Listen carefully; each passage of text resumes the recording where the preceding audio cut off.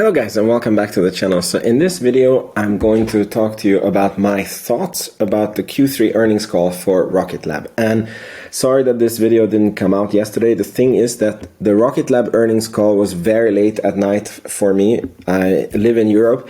And the next day, I still had to work, do everything usual, and then I started listening to the earnings call for the second time. At the very end of the earnings call, I fell asleep on our couch and I couldn't make a video. So today I listened to some parts of the earnings call for the third time.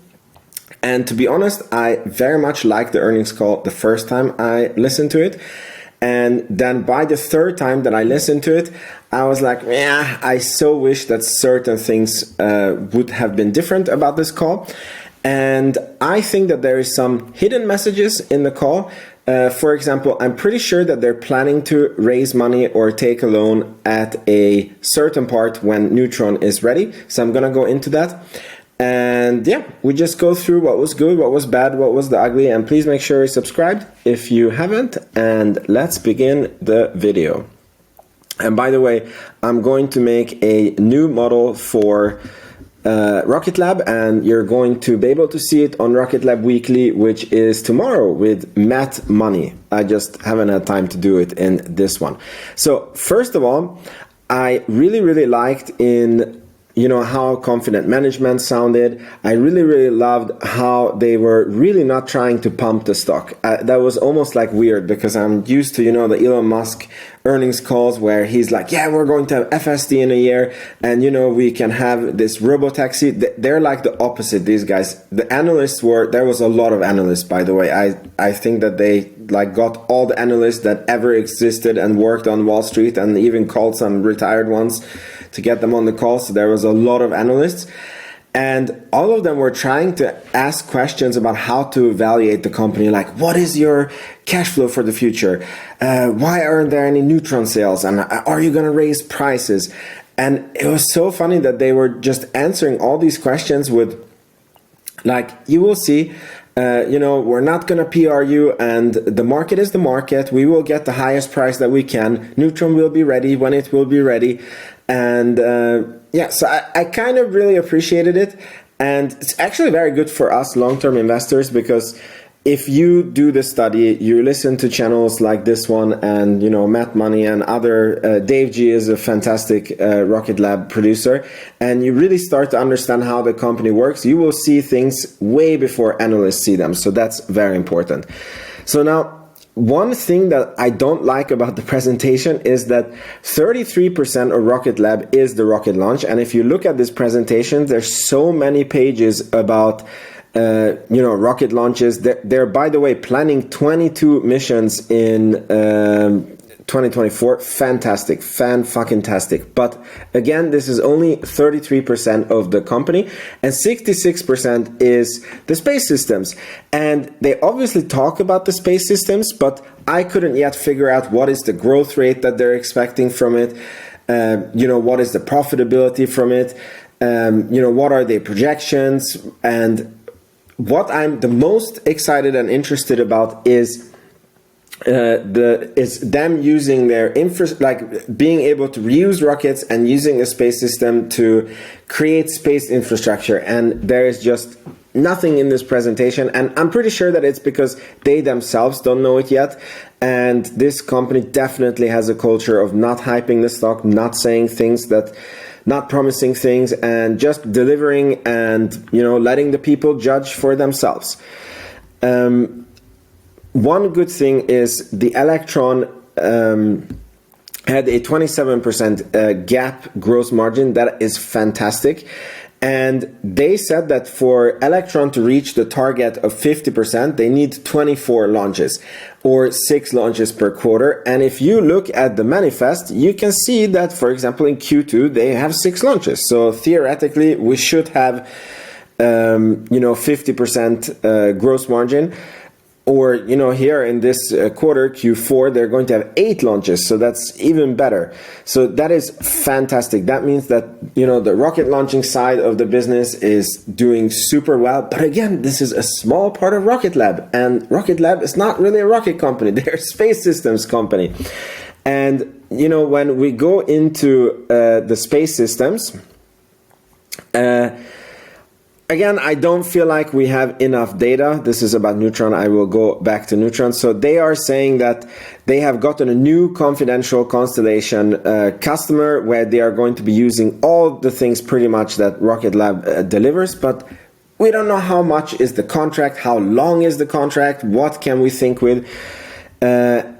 Then they're saying that the global star constellation, they are producing really, really well, and they're done with the part that is really consuming up cash flow. So basically next year they're going to be able to recognize a lot of part of the contract, and this is also probably why Space System is going to be doing really, really well in 2024. But other than this, they didn't. Again, I want projections. I want to see like what can we count with, what can I put into my model, just like the analysts, but I'm not as picky as the analysts, at least I hope.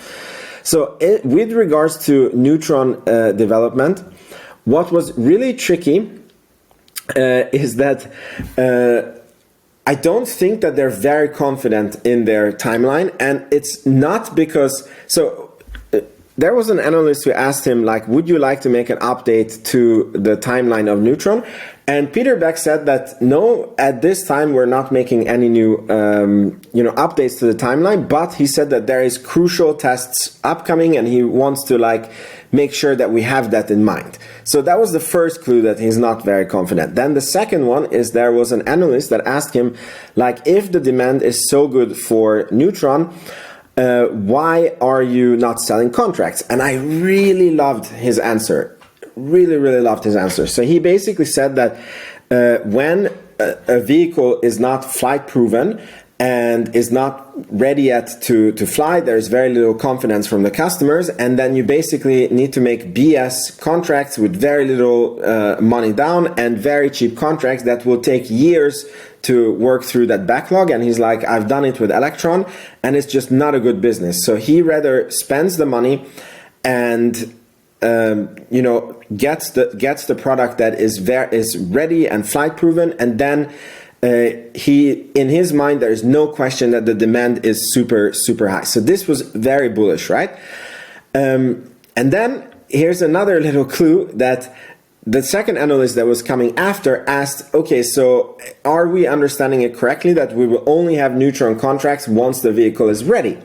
And then Peter Beck answered that no, there can come contracts before. So if somebody is going to be confident enough to sign contracts with us, we will sign contracts with them, but nobody should be comfortable with the vehicle, and I wouldn't sign a contract with us. It was words to this extent, and this to me is like, oh, and he added in the last comment, like, that's just the reality of things.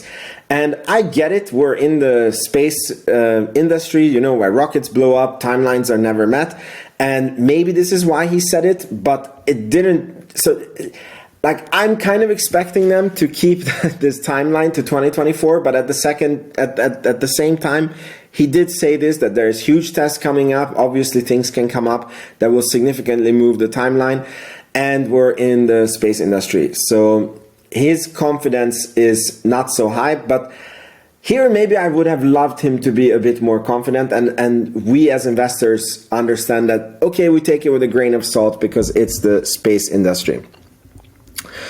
Then there was one more point which of course slips my mind. Oh yeah, of course, they said that there is $100 million loan that is going to be refinanced, and this is amazing because we know how much cash they have on the balance sheet, and it was 380 million, and having to pay back a loan of 100 million would significantly decrease their cash, and they are expecting the announcement from it this quarter, and yeah, it is going to be refinanced. So then the second thing, or I don't know, don't keep count of the points, but there was another important thing that they asked the CFO about, what's the plan with the cash?